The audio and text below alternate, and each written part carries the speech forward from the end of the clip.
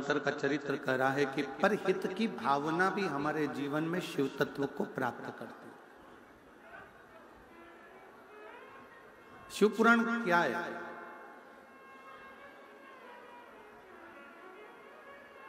शिव महापुराण क्या वर्णन करती है? शिव तत्व क्या है? तो श्री वेदव्यास जी ने लिखा, एक साधारण जीव से जो यात्रा प्रारंभ होती है, एक साधारण जीव से जो यात्रा प्रारंभ होती है और जीव से प्रारंभ होती होती जो शिव तक जाती है, वही शिव महापुराण की कथा है। वही शिव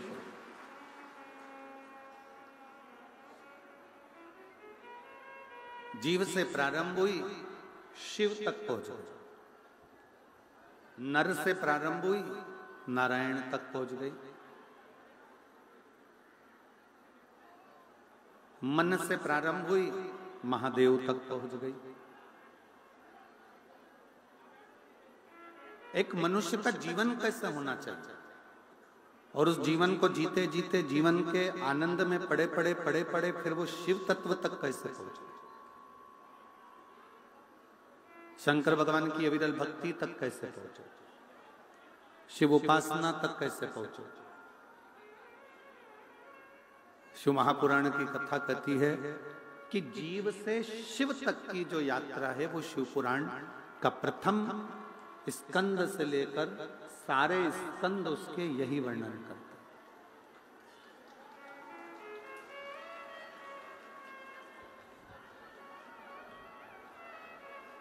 कि यात्रा जीव से शिव तक की, नर से नारायण तक की हो, मन से महादेव तक की हो तो यात्रा सफल है। अन्यथा केवल जोड़ा जोड़ा जोड़ा और आखिरी में यहीं पर छोड़ा और मृत्यु होकर अपने चले भी गए पर मन को शांति नहीं मिल पाई, तो फिर वो क्या?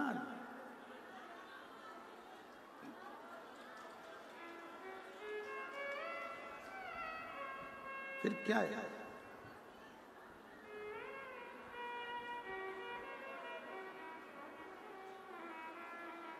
ये नर से नारायण की यात्रा है, ये जीव से शिव की यात्रा है।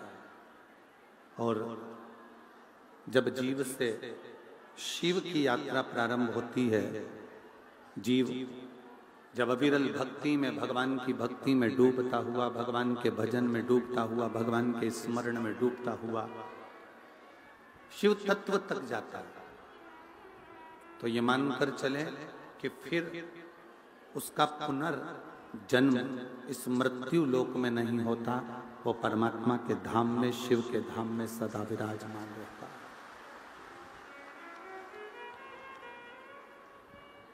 हमने कथा के प्रथम में, दूसरे दिन की कथा में एक बात कही थी, आपके स्मरण में होगा। ब्रह्मलोक में प्राण छोड़कर चले गए तो वापिस आओगे, वैकुंठ में चले गए तो भी वापिस आओगे, इंद्रलोक में चले गए तो भी वापिस आओगे,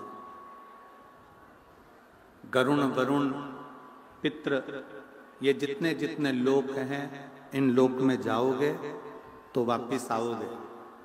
पर एक लोटा जल चढ़ाते चढ़ाते, शंकर की भक्ति करते करते जब शिव के लोक में चले जाओगे तो फिर वापिस नहीं आओगे, शंकर के बनकर वहीं रहे। और छूटना भी तो है हमको। 83,99,999 जन्म हम ले चुके हैं। 83,99,999 जन्म हम पूर्व में ले चुके हैं और ये 84 लाखवें नंबर की योनि है मनुष्य की।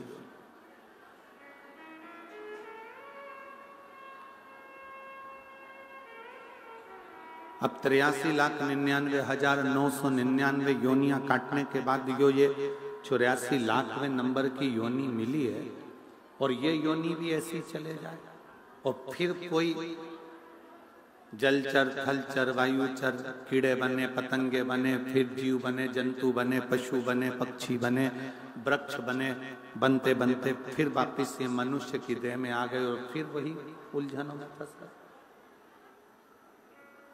शिव कथा कह रही है, शिव महापुराण की कथा कह रही है कि 83,99,999 योनियां काटने के बाद ये जो 84 लाखवें नंबर की जो योनि है, ये शिव की भक्ति में इसको रमा, शंकर की उपासना में इसको रमा।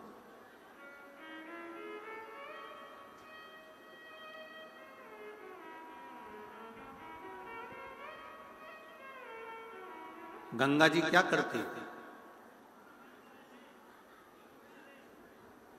गंगा क्या करती है? खूब पूरे सोशल मीडिया पे खूब उत्पात मचा कि गंगा मैया पाप धोती है। कोई ने उसको हास्य में लिया, कोई ने उसको पाखंड में ले लिया, कोई ने उसको ढोंग में ले लिया, कोई ने उसको प्रपंच में ले लिया, पर जिसके दिल में श्रद्धा थी वो गंगा की डुबकी लगाकर अपने आप को पवित्र मानकर भगवान की भक्ति में रहा।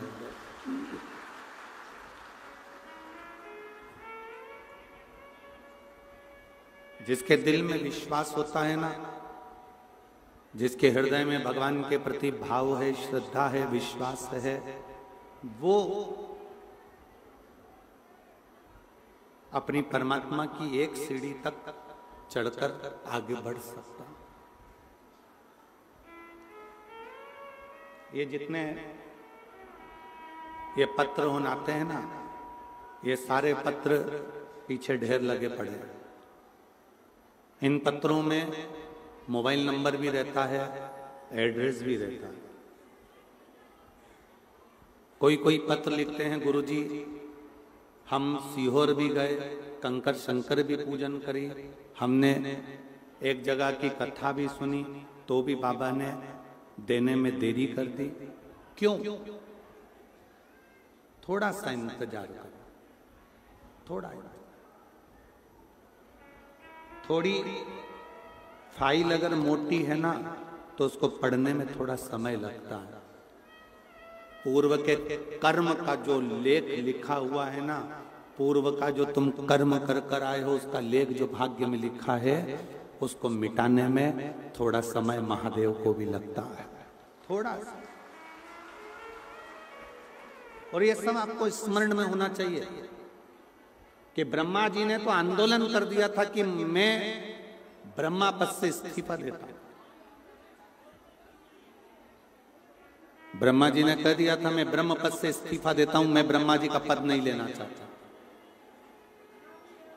विधाता ने अपने पद से इस्तीफा दे दिया था कि मैं विधाता के पद से इस्तीफा देता हूं, मैं विधाता नहीं रहना चाहता। मैं विधाता नहीं रहना चाहता। ब्रह्मा जी ने अपने पद से इस्तीफा दे दिया कि मैं ब्रह्मा नहीं रहना चाहता। विधाता ने अपने पद से इस्तीफा दे दिया कि मैं विधाता नहीं रहना चाहता। भाग्य माता ने अपने पद से इस्तीफा दे दिया कि मैं भाग्य माता के पद पर नहीं रहना चाहता।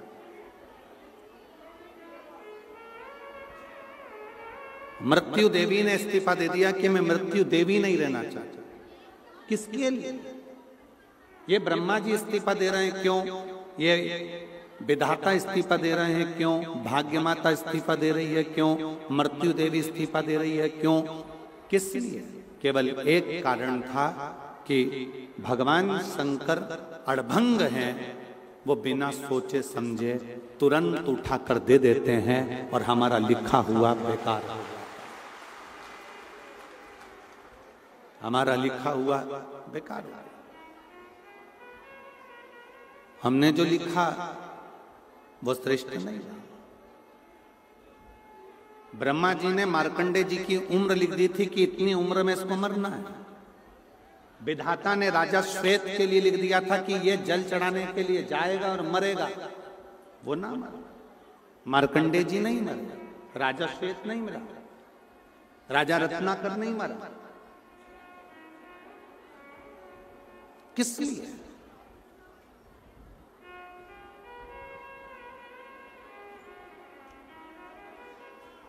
नानी बाई का मायरा सुना है आप लोगों ने?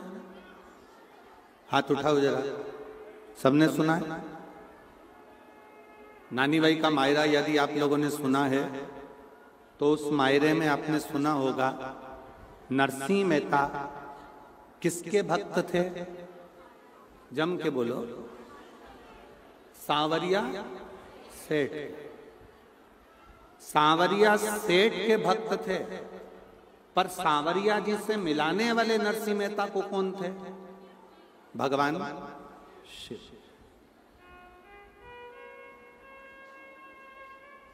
जब नरसिंह मेहता के बड़े भाई ने, बड़ी भाभी ने धक्का देकर निकाल दिया, रोते हुए नरसिंह मेहता कहां जाते? शंकर जी के मंदिर में पहुंच गए, शिव मंदिर।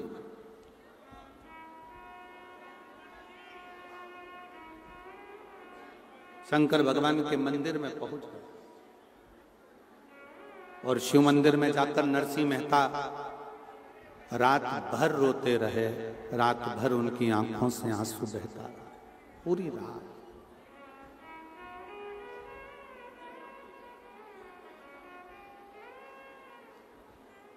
दुनिया के लोग जल से अभिषेक करते हैं, नरसिंह मेहता अपने नेत्रों के जल से अभिषेक कर रहे थे।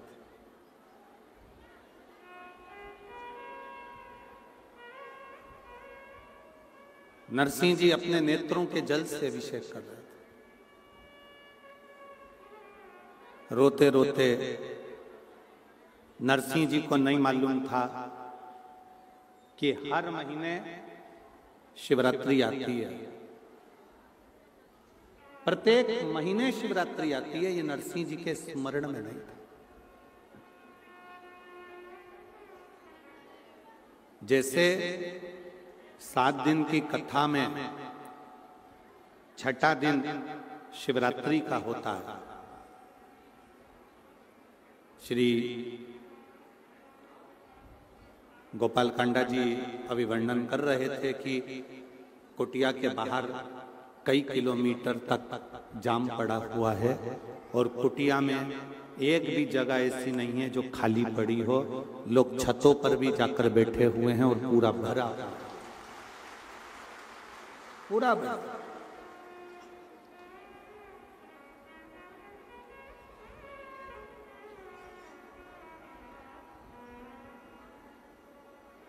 नरसिंह जी को नहीं मालूम था कि आज शिवरात्रि है।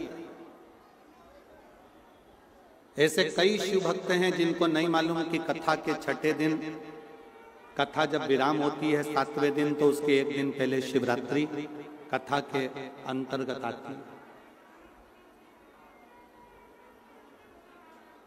स्मरण नहीं है नरसिंह जी। शिवलिंग को स्पर्श कर कर बैठे हुए हैं, आंखों से अश्रु बह रहे हैं, नैनों से नीर बह रहे हैं, रो रहे। और हुई शिव की कृपा। जैसे भील हिरण को मारने के लिए गया था, अपने बच्चों का पेट भरने के लिए छाजल में जल भरकर ले गया। छाजल मतलब एक कपड़ा होता है, उस कपड़े की एक सिली हुई छाजल होती है जिसमें पानी भरा होता है। ऊपर लेकर बैठा था, हिरण का इंतजार कर रहा था। रात भर हिरण आएगा, उसको मारूंगा, मेरे बच्चों को पेट भरकर भोजन मिल जाए। पेड़ पर चढ़ा चढ़ा कभी इधर झांकता, कभी उधर झांकता। बेलपत्री ऊपर से नीचे गिर जाती, ऊपर छाजल में भरा हुआ जल बूंद बूंद कर कर नीचे गिर रहा था। और मध्य रात्रि उस भील को भी नहीं मालूम था कि आज शिवरात्रि है, और भगवान शंकर ने प्रकट होकर उस भील को दर्शन दे दिए थे और उसका कल्याण कर दिया। उसके स्मरण में नहीं आया, उसके स्मरण में नहीं रहा। उसी तरह नरसिंह मेहता जी को नहीं मालूम था कि आज शिवरात्रि है। शंकर के शिवलिंग को पकड़कर रो रहे थे। शंकर भगवान ने आकर पूछा, तुम्हें क्या चाहिए? सांवरिया का दर्शन करना।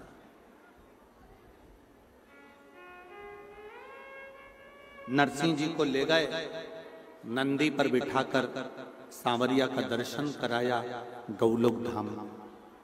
ये सब नानी बाई के मायरे में है और आपने सुना भी हो।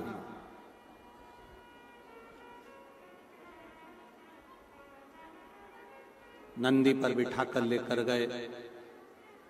जब भगवान कृष्ण राधा रानी जी के साथ में नृत्य कर रहे थे, रास कर रहे थे, उसी रास मंडली में नरसिंह जी देख रहे थे। उसी रास में और भगवान कृष्ण की दृष्टि नरसिंह जी पर पड़ गई। भगवान कृष्ण रास को छोड़कर नरसिंह जी के पास पहुंच गए और नरसिंह जी के पास जाकर भगवान कृष्ण ने कहा कि तुम यहां कैसे पहुंच गए? ये गौलोक धाम है। यहां लोग जिंदा कभी नहीं पहुंचते, मरने के बाद पहुंचते, और तुम तो जिंदा आ गए सशरीर। यहां तक लाने वाला कौन है?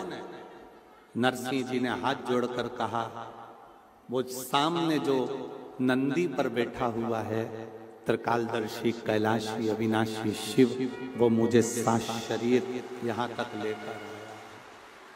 सशरीर मुझे यहां तक लेकर आया। सशरीर भगवान कृष्ण भगवान शिव जी के हाथ जोड़कर कहते हैं, प्रभु तुमने पूरे विधि के विधान को पलट दिया। लोग मरने के बाद गौलोक धाम और बैकुंठ आते हैं और तुम इस नरसिंह मेहता को जीते जी लेकर आ गए। जीते जी आप उनको जीते जी ले आए।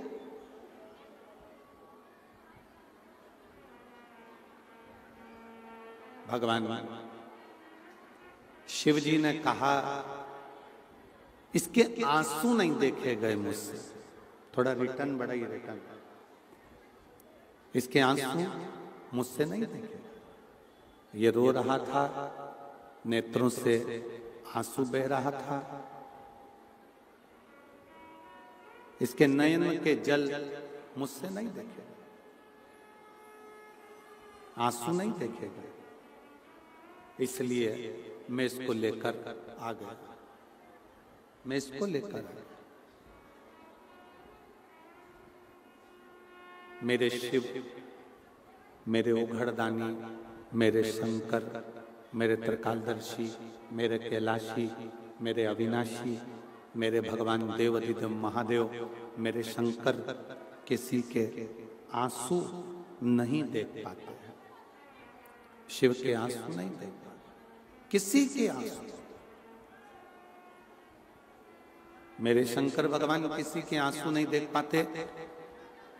एक शिव भक्त को जब तकलीफ आती है, एक शिव भक्त की आंख में आंसू आते हैं, एक शिव भक्त के जीवन में जब दुख आता है, कष्ट आता है, तकलीफ आती है, एक शिव भक्त के जीवन में जब कष्ट उत्पन्न होता है, तकलीफ आती है, कोई दुख आता है, तो लोग कहते हैं कि ये भक्त रो रहा है। पर हकीकत देखी जाए तो शिव भक्त की आंख में जब आंसू आते हैं तो उससे जाता उसका देव अधिदेव महादेव रोता है, उसका शंकर रोता है, शिव रोता है।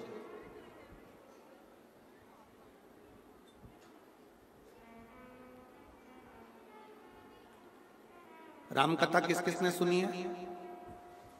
हाथ उठाओ जल्दी से। सबने सुनी है? ठीक है।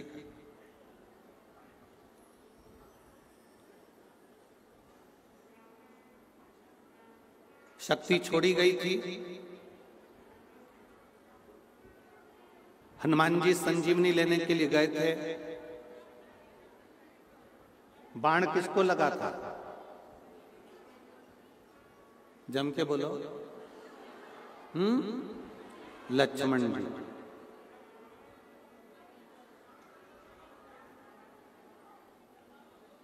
लक्ष्मण जी को बाण लगा था तो रो कौन रहे थे? राम जी। कांटा तुमको चुभेगा तो पड़ोसन रोएगी कि तुम रोओगे?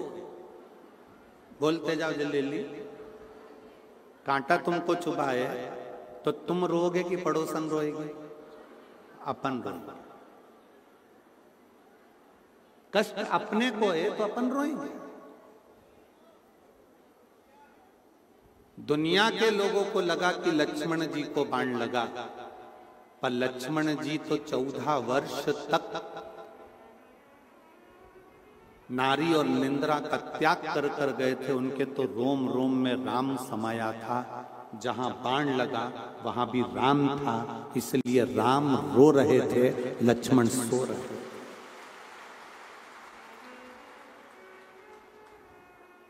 जिसकी रोमावली में, जिसके शरीर के प्रत्येक अंग अंग में परमात्मा समाया हुआ है, तो दुख उस व्यक्ति को नहीं आता, दुख स्वयं परमात्मा पर आता है। आप एक लोटा जल लेकर, आप भगवान शंकर के मंदिर में एक लोटा जल लेकर अगर रोज शिव के मंदिर तक जा रहे हो, आप एक लोटा जल लेकर शंकर के मंदिर तक पहुंच रहे हो, आप रोज एक लोटा जल लेकर शिवालय तक अगर जा रहे हो, तो ये मान कर चलना कि जो दुख, जो तकलीफ, जो कष्ट तुम्हारा है वो तुम्हारा नहीं है, वो कैलाश अधिपति स्वयं शंकर का है, तुम्हारा नहीं है।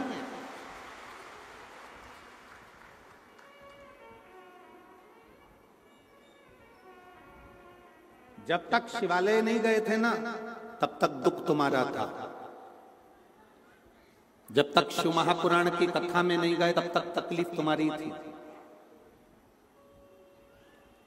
जब तक भगवान का भजन करने नहीं गए, शिव तत्व तक, शंकर के मंदिर तक एक लोटा जल लेकर नहीं गए, तब तक सारा दुख तुम्हारा था। जिस दिन तुमने पूरा भरोसा और विश्वास कर लिया कि ये मेरा ओघड़दानी शंकर भगवान है और ये मेरे दुख को हरेगा, तो वो दुख तुम्हारा नहीं, स्वयं शिव का होगा। स्वयं एक महिला बैठी हुई है, जिसने इतना इलाज करवाया कि उसको डॉक्टर ने भी कह दिया कि तुम्हारे शरीर में गांठ के कारण, तुम्हारा गर्भाशय में जो गांठ है उसके कारण तुम कभी जिंदगी में मां नहीं बन सकते।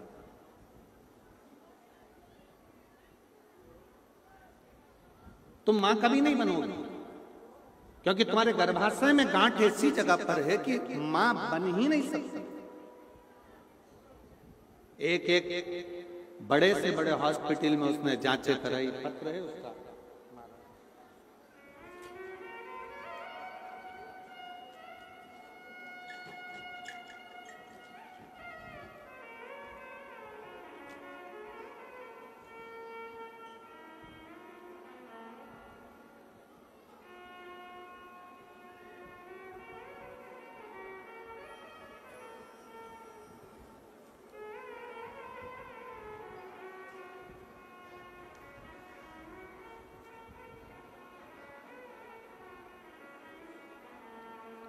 मेरा नाम बिंदिया पारीक और मेरे पति का नाम पंकज पारीक है।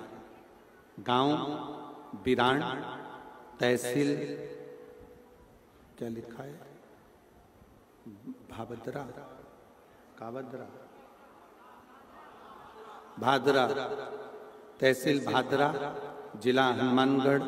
मोबाइल नंबर ये है, कहीं बैठी हो तो हाथ हिला सकते हैं। नाम है बिंदिया पारीक, पति का नाम है पंकज पारीक। कहीं बैठे हो तो हाथ हिला सकते हैं। और अगर बाहर बैठे हो, बैठे हैं यहाँ पर, अच्छा, हाथ हिला सकते हैं। उधर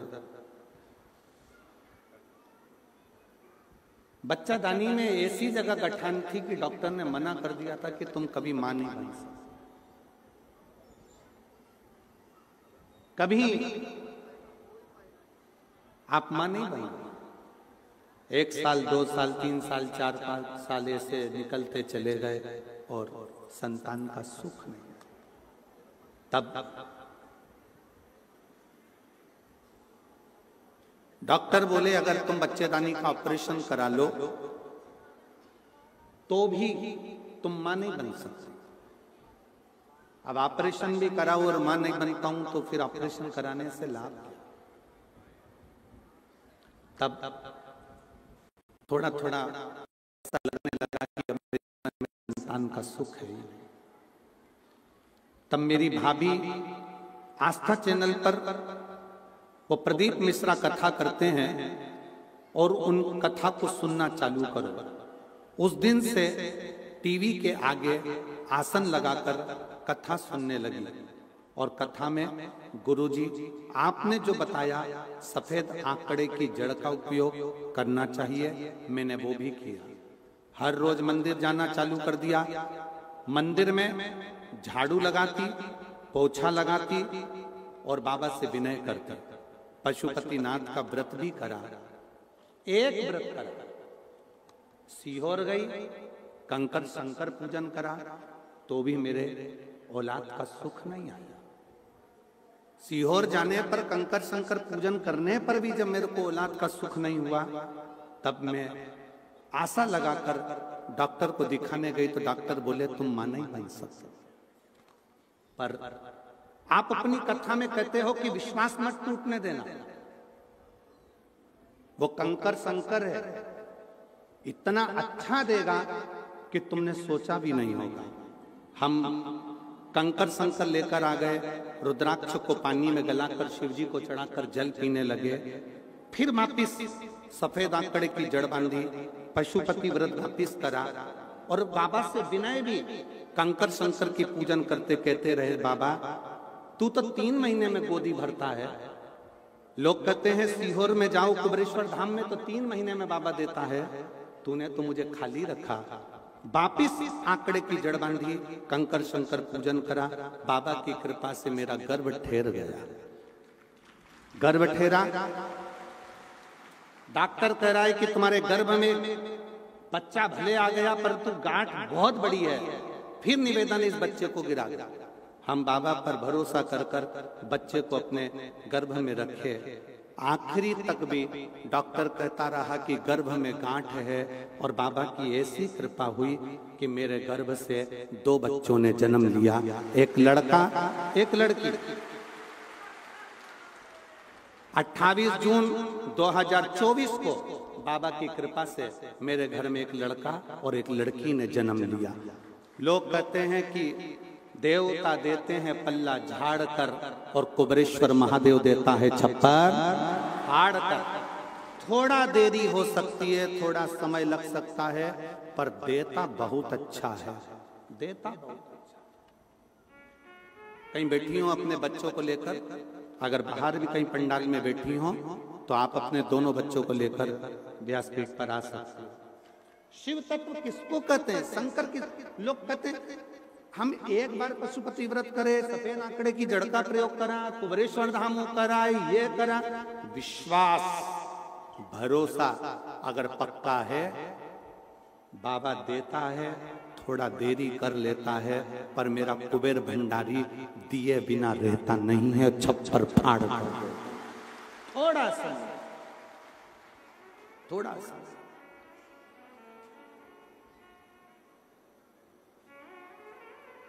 एक महिला बैठी है, 20 साल तक औलाद नहीं हुई।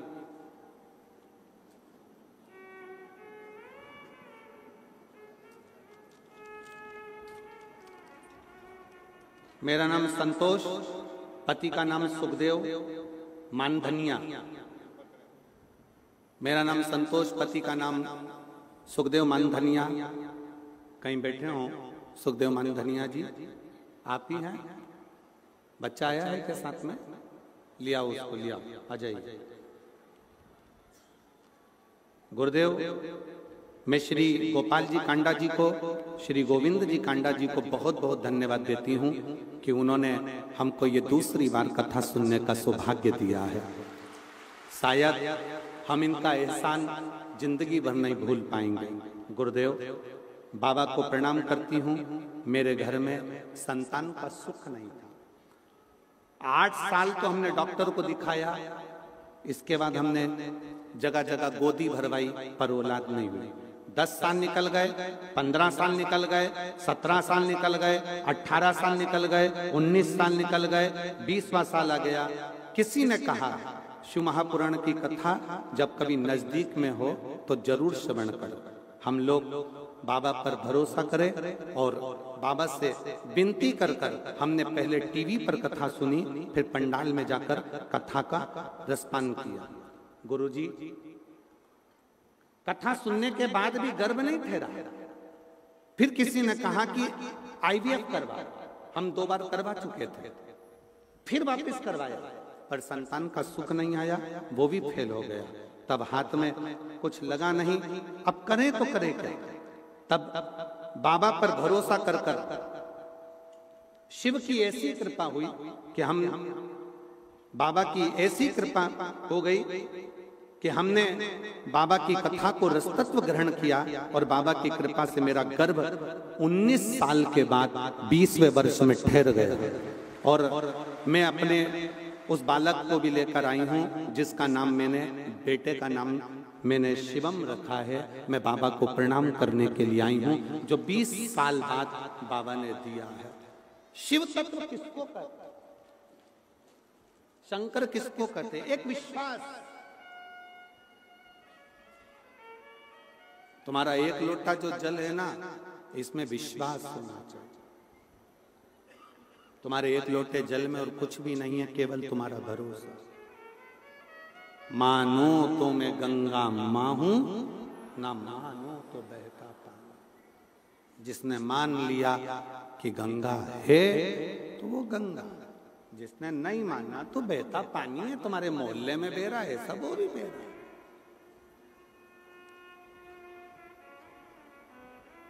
मानो तो शिव पुराण है, मानो तो आपका और हमारा पिता आपकी बात सुनने के लिए यहां शिव तत्व के रूप में मौजूद है।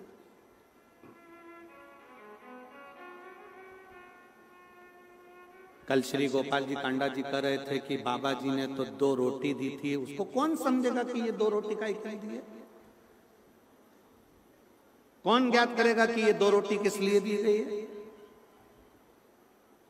क्यों प्रदान करी गई है? पर विश्वास अगर पूर्ण है तो परमात्मा भी मिलता जरूर।